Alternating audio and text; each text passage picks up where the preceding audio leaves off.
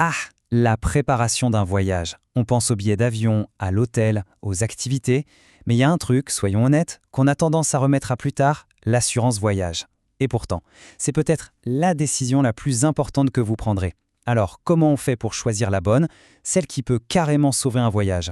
On va décortiquer ça ensemble. Voilà, c'est exactement ça. C'est une super image, la roue de secours. Personne ne partirait faire des milliers de kilomètres avec une roue de secours crevée, non? Eh bien, pour sa santé, sa sécurité, c'est pareil. C'est cette idée qui va nous guider. C'est toujours la grande question, n'est-ce pas?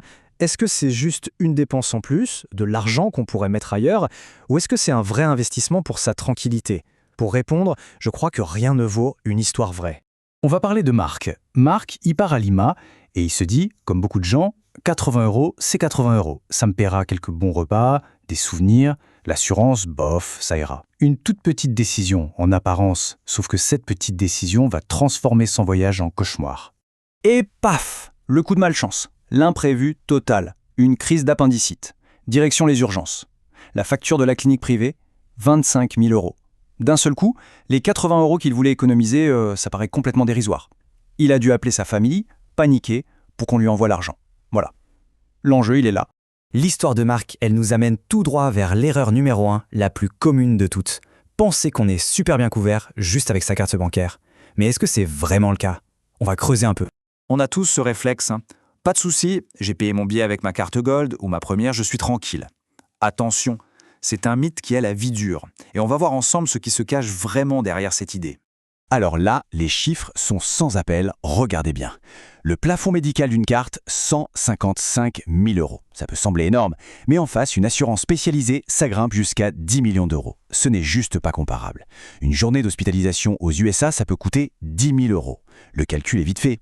Et puis, la durée. La carte, c'est 90 jours. Si on part plus longtemps, au 91e jour, plus rien.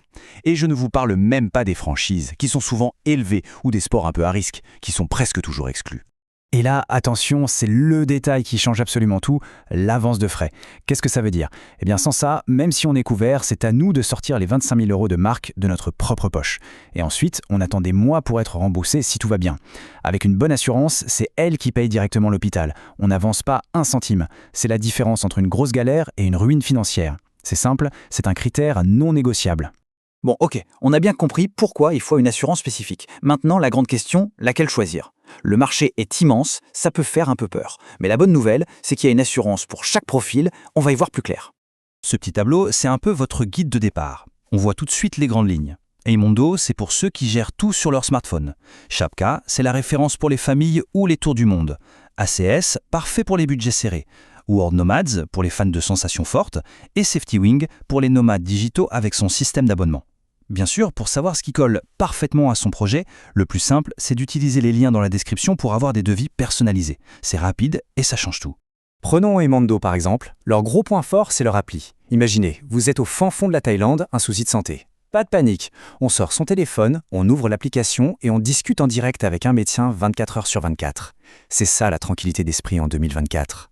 Une gestion hyper simple, rapide, sans avance de frais et avec des plafonds de couverture monstrueux.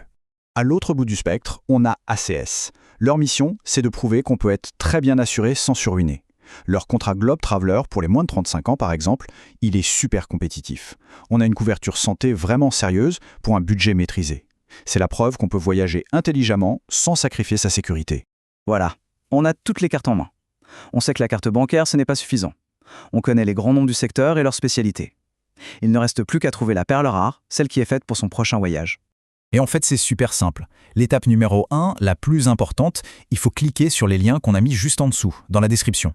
Ça prend vraiment 2 minutes, on remplit quelques infos, et hop, on reçoit des devis clairs et personnalisés.